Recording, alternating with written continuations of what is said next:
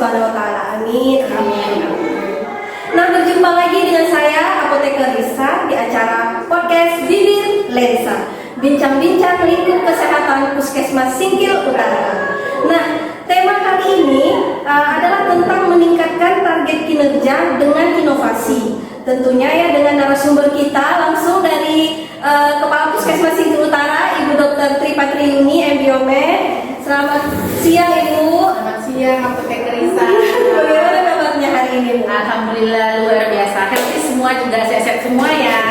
Amin. Alhamdulillah. Nah, nanti para healthies juga bisa nih mengajukan pertanyaan ya di kolom komentar ya, berhubung kita ini bukan secara langsung ya, karena ada gangguan jaringan ya. Nanti bisa di komen di komentar dan lewat YouTube juga bisa ya. Oke. Langsung saja ya Bu, tentang tema kita pada hari ini kan tentang meningkatkan target kinerja dengan inovasi. Sebenarnya apa sih inovasi itu Bu untuk dalam peningkatan target kinerja itu? Jadi fungsi inovasi. Nah, kita bercerita apa inovasi? Inovasi itu adalah suatu kegiatan yang kita lakukan di luar kegiatan yang standar atau di luar prosedur yang standar yang kita yakini ini prosedur ini dan kegiatan ini bisa meningkatkan hasil target capaian. Hasilnya nanti akan meningkatkan target capaian kinerja kita. Jadi begitu dia. Jadi inovasi itu sesuatu hal yang selama ini tidak dilakukan.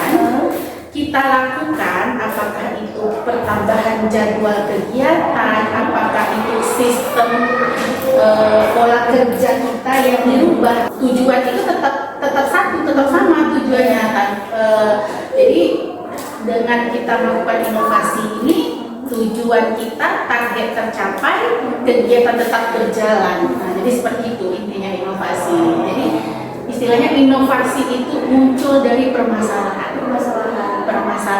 saat di lapangan. Banyak permasalahan setiap program di lapangan. Nah, sehingga permasalahan itu kita harus mengambil sikap nih, apa ya yang harus kita lakukan untuk memecahkan masalah-masalah yang ada, sehingga muncullah inovasi ya. Jadi seperti itu dia pada intinya. Berarti memang itu inovasi itu memang di luar jam kegiatan biasanya ya. Iya. Jadi dilihat apa misalnya di lapangan itu ada kekurangan. Iya, benar. Ya, dilakukan inovasi ya Bu ya. Tapi tujuannya tetap sama ya. Tetap sama dengan tujuan yang sama, yaitu meningkatnya target kinerja yang berpengaruh nanti peningkatan target kinerja kita. Begitu dia dari inovasi itu. Ya. Jadi kalau yang di Puskesmas ini Bu, apa nih yang udah tercapai nih target inovasinya? Nah, alhamdulillah kita dari tahun 2021, 2022, 2023, bahkan 2024 kita selalu punya inovasi. Nah, perlu kita tekankan di sini, inovasi itu adalah bukan kita merubah nama kegiatan saja, sehingga itu sudah muncul inovasi gitu. Jadi inovasi itu adalah seperti yang saya bilang di awal tadi kan, kita menambahkan kegiatan dalam bentuk menambahkan kegiatan atau membuat suatu prosedur baru terhadap kegiatan yang sudah selama ini dilakukan. Muncul prosedur-prosedur yang baru atau boleh kemudahan-kemudahan yang kita berikan sehingga mencapai target kan. Nah, jadi misalnya kita 2020 punya inovasi kita dalam stunting, dalam percepatan penurunan stunting. Nah, itu kita ada Gemah Ceting, gerakan bersama cegah stunting. Nah, apa yang kita buat inovasi di situ kegiatannya itu di luar kegiatan yang biasa. Kita pemberian kudapan setiap hari Sabtu kepada bayi balita ibu hamil kek yang mengalami stunting dan ibu hamil kurang energi kronis. Nah, jadi setiap hari Sabtu dilakukan pemantauan setiap minggunya. Nah, di sini bukan kudapannya yang kita intinya di situ kita lebih mendekatkan supaya dapat edukasi, lebih mendekatkan edukasi kepada sasaran yang tepat. Gitu ya. Itu setiap hari Sabtu? Setiap hari Sabtu di Desa Gosok Telaga Timur. Nah, di tahun 2023 kita juga punya inovasi layanan kesehatan gratis sehati. Nah, layanan kesehatan gratis sehati ini, sehati itu sehat hati stunting. Nah, jadi di sini kita lakukan posyandu di luar posyandu bulanan rutin. Di luar posyandu bulanan. Iya, jadi posyandunya setelah pelaksanaan posyandu bulanan rutin. Nah, di sini mencakup semua siklus kehidupan, mulai dari ibu hamil sampai dengan lansia, ibu hamil, bayi balita, remaja, dewasa dan lansia. Jadi di situ semua mencakup. Sehingga sasarannya siapa? Sasarannya itu adalah ibu-ibu hamil yang tidak sempat datang pada pelaksanaan posyandu bulanan rutin. Nah, jadi dia bisa datang di akhir bulan tanpa harus menunggu bulan berikutnya. Nah, itu inovasi yang kita buat gitu. Nah, setelah membuat inovasi ini pasti dong ada sebelum dan sesudah gitu ya kan. Nah, setelah kita lakukan evaluasi setiap bulan, hasil pencapaian target program setelah melakukan inovasi ini itu kunjungan posyandu itu meningkat dari tahun sebelumnya. Nah, buktinya di tahun 2024 sampai Oktober itu kunjungan sudah di 91,9%. Sedangkan di tahun 2023 itu jumlah kunjungan masih di angka 85% sampai dengan Desember 2023. Nah, ini kan satu keberhasilan nih, satu keberhasilan. Nah, jadi inovasi ini itulah tujuannya. Inovasi itu bukan kita mengubah nama terus kita buat inovasi dengan program, misal program apa nih, penemuan screening misalnya, itu kan memang udah program, bukan inovasi ya gitu. Jadi seperti itu yang harus kita pahami, yang teman-teman pahami. Ya. Jadi itu kalau rumah Cileting itu gimana deh? Pelaksanaannya itu gimana Bu? Itu di Desa Gusung Telaga Timur sampai sekarang masih. Sampai sekarang masih. Dari tahun 2022 sampai sekarang masih terlaksana. Yang satu lagi? Itu di pengadilan negeri. Iya, di pengadilan negeri Singkil kita bekerja sama dan ini juga tetap terlaksana. Selalu itu ya. Karena pada prinsipnya inovasi itu setelah kita meluncurkan satu inovasi itu kita harus evaluasi, bukan inovasi aja dah gitu kan, enggak. Kita harus PDSA. PDSA itu kita planningkan, kita sudah planning nih, terus kita actionkan dan kita pelajari bagaimana setelah inovasi ini berjalan, apakah bisa mengukir, apakah ada masalah di sana, dan yang kita cek lagi, kita monitoring, kita evaluasi. Setelah kita monitoring, setelah kita evaluasi, oh berarti ada kendala, kita apa kendalanya? Kita monitoring bagaimana pelaksanaan kegiatannya berjalan lancar kah, ada kendala kah, itu dari prinsipnya inovasi. Jadi dari dua inovasi ini udah tercapai target ya Bu ya? Iya, sudah jelas target penurunan dan percepatan penurunan angka stunting di Kecamatan Singkil Utara itu jelas terlihat dari munculnya inovasi kita yang dua ini.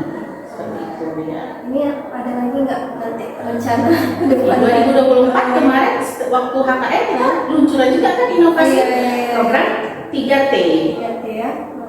Terencana, terpadu, terintegrasi, terencana, aksi sehat. 3T aksi sehat. Nah, itu inovasi kita yang 3T itu bagaimana prosedurnya itu kita laksanakan 3 bulan sekali. Kemudian setelah pelaksanaan evaluasi 3 bulanan. Di mana itu kan di desa yang capaiannya masih rendah, itu semua siklus hidup. Semua melibatkan semua siklus hidup, mulai dari ibu hamil, kemudian bayi balita, dewasa dan lansia, dan semua screening kita lakukan di sana. Itu pelaksanaannya Maret, Juni, kemudian September dan Desember. Setahun itu 4 kali di desa ya, capaian target kinerjanya masih rendah. Seperti itu. Itu tujuan yang untuk 3T tadi ya Bu ya? Iya. Tujuannya itu apa Bu? Untuk apa Bu? Sama tujuannya untuk peningkatan capaian target kinerja yang akan kita lakukan di tahun 2025. Nah, sampai ke target kinerjanya apa? Semua screening kan, kita sudah ILP, jadi semua siklus itu, kemudian semua screening kita lakukan di sana. Semua screening misalnya kayak seperti pengambilan TB, pengambilan sampel TB, kemudian itu satu desa, pokoknya satu desa. Jadi mungkin itu lebih luas dan lebih menjangkau, jangkauannya luas, kemudian aksesnya lebih mudah. Itu kemudian yang kita berikan kepada masyarakat kita. Kapan nih inovasi ini dievaluasi setelah? Nah, jadi kan kita ada namanya kegiatan Lokmin bulanan. Nah, di Lokmin bulanan itu setiap bulan itu semua program kegiatan, semua capaian target kinerja itu kita evaluasi. Nah, di sini pasti nanti tim pelaksana program itu pasti Bu, harusnya capaiannya per 3 bulan ini sudah sekian persen, tapi ini masih di 10% misalnya kan. Nah, di situ kita sudah mulai ambil tindakan. Oh, berarti ada masalah. Coba dipaparkan dulu apa masalahnya.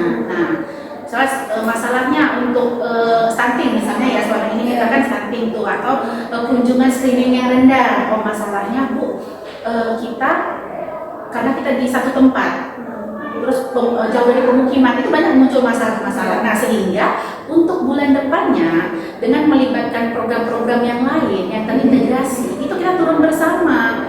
Mungkin kita tidak di tempat itu lagi, tapi kita lebih ke mobile ya, mobile ke apakah ke instansi pemerintah yang sesuai dengan screening, tujuan screeningnya itu waktu sebelum posyandu terintegrasi ya, sebelum ILP. Nah, jadi hal-hal seperti itu yang kita lakukan. Nah, jadi evaluasi hambatan itu saat kita melakukan monitoring kegiatan di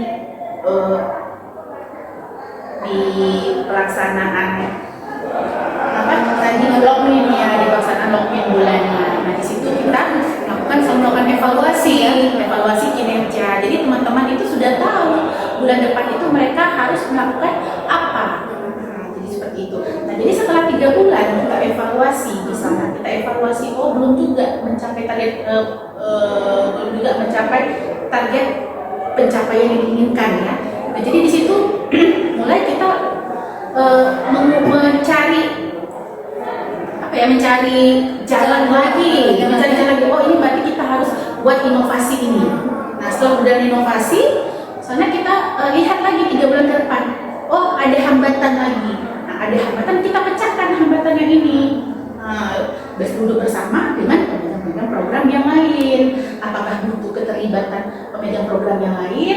Nah, seperti waktu kita di Sehati itu kan, awalnya kita hanya melibatkan beberapa teknis pemegang program ya, teknis pelaksana program. Nah, setelah kita lihat, oh ini sepertinya belum kena terhadap sasaran. Semua nggak mengenai sasaran, semua masih satu, penyuluhan itu satu tempat tanpa kita melihat kebutuhan sasaran itu sendiri.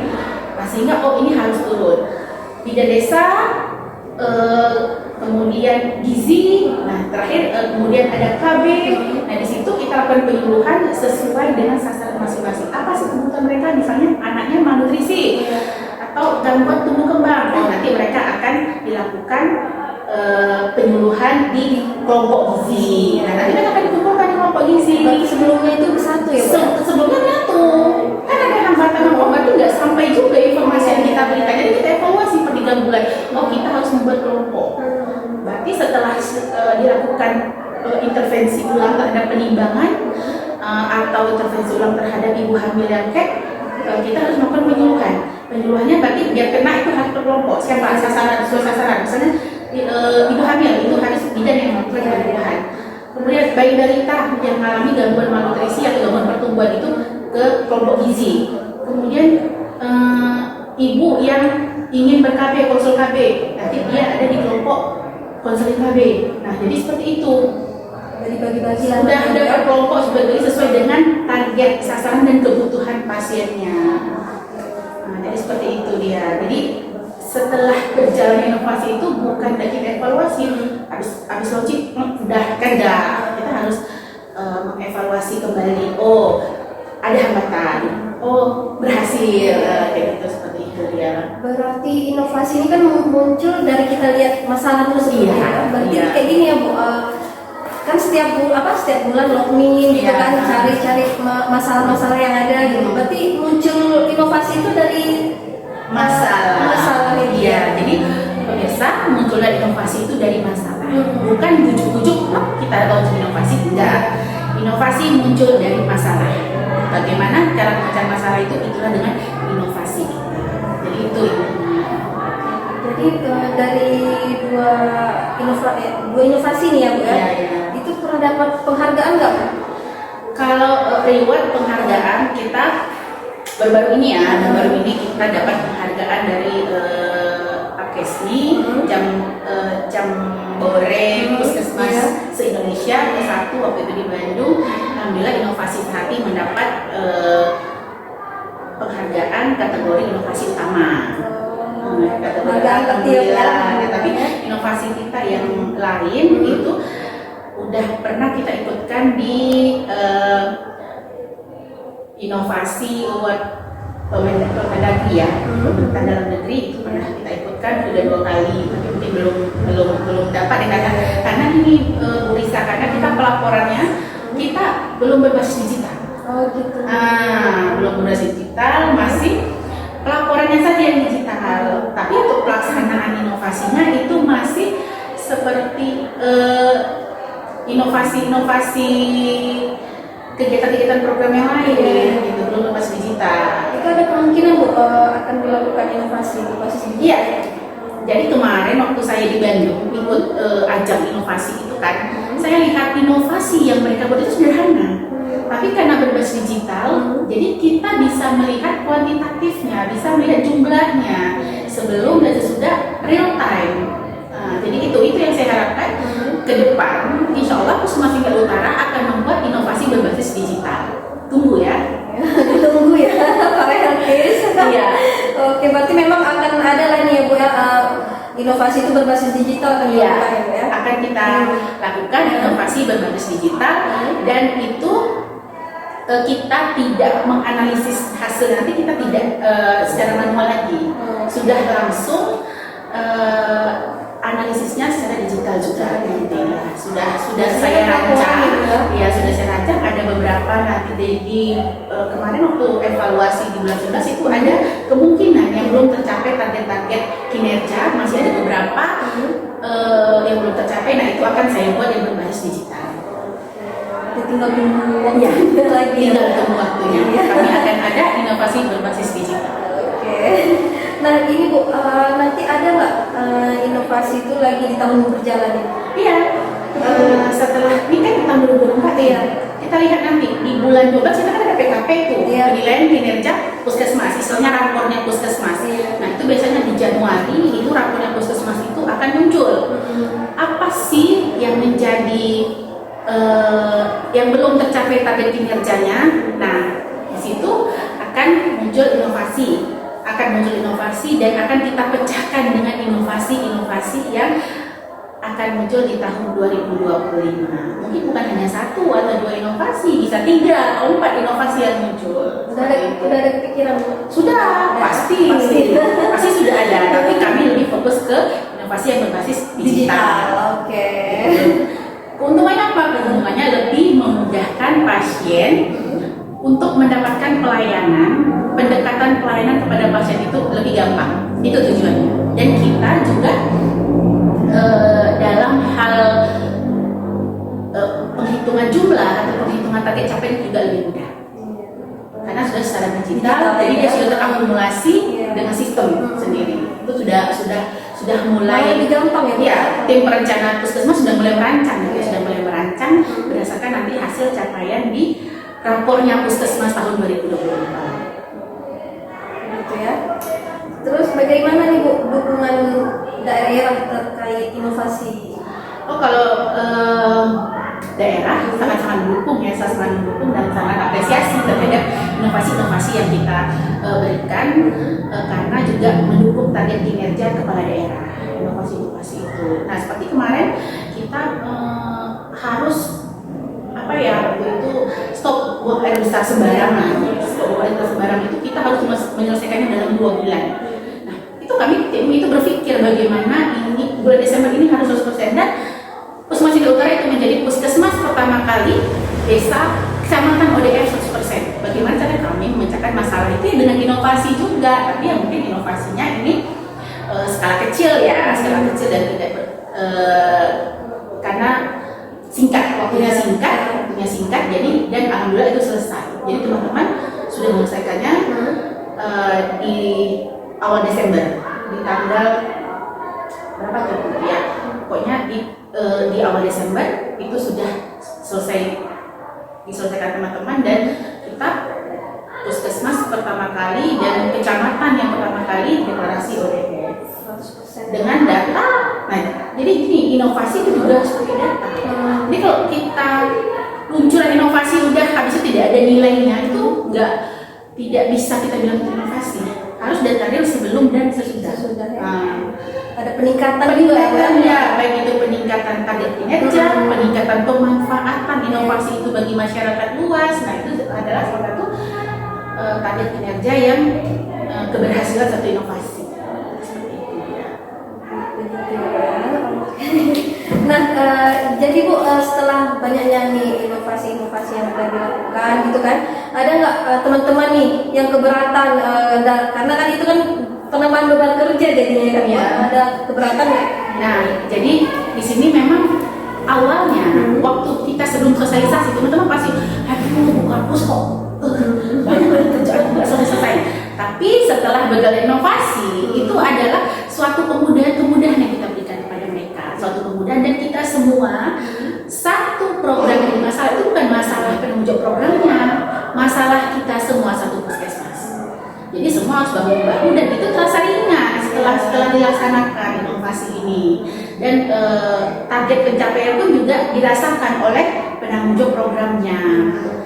Nggak dia sendiri menanggung beban untuk peningkatan capaian target kinerjanya, tapi seluruh terintegrasi, mulai dari kepala puskesmas semua terlibat, mulai dari tim manajemen dan semua integrasi program yang lainnya. Jadi seperti itu dia. Itu adalah satu kemudahan di awal memang. Apalagi nih, nah, yang perlu teman-teman harus ketahui di Puskesmas Tiga Utara ini semua stafnya itu sudah pintar IT. Nah, jadi tidak menutup kemungkinan ke depannya semua penanggung jawab program itu akan membuat inovasi berbasis digital. Program Semua penanggung jawab program akan membuat inovasi berbasis digital. Nah, itu akan kita rancang untuk tahun 2025 sehingga inovasi ini memberi kemudahan kepada masyarakat untuk mendapatkan akses kesehatannya. Seperti itu. Oke, habis. Dari penjelasan Ibu tadi udah makin paham nih Bu tentang inovasi-inovasi yang berjalan di puskesmas. Biasanya cuma tahu-tahu gitu aja kan, ini udah makin jelas, udah makin semangat nih kami nih Bu, mas tentang peningkatan target inovasi ini ya. Ya. Jadi apa nih closing statement Ibu terkhususnya nih untuk kawan-kawan staf-staf Puskesmas Tiga Utara dan puskesmas-puskesmas lain? Nah, jadi closing statement saya pada siang ini, teman-teman healthy semua, jangan takut memulai sesuatu yang baru. Belum tentu sesuatu yang baru itu membawa dampak buruk, tapi berpikirlah kalau sesuatu yang baru itu akan membawa dampak yang positif dan perkembangan yang luar biasa terhadap target kinerja kita. Jangan takut jika ada masalah. Jika ada masalah, kita pecahkan bersama. Masalah tidak untuk didiamkan, tapi untuk dipecahkan. Pecahkan dengan apa? Dengan inovasi. Jadi itu. Oke, Healthies, terima kasih. Ya, terima kasih Ibu sebelumnya. Baik para Healthies, cukup sekian ya podcast kita pada hari ini. Kita akan berjumpa lagi di Kamis minggu depannya ya, tentunya dengan tema dan narasumber yang lebih menarik lagi. Cukup sekian ya Bu ya. Oke, terima kasih semuanya. Assalamualaikum warahmatullahi wabarakatuh. Waalaikumsalam warahmatullahi wabarakatuh. Terima kasih Healthies. Salam kami. Bibir. Waalaikumsalam.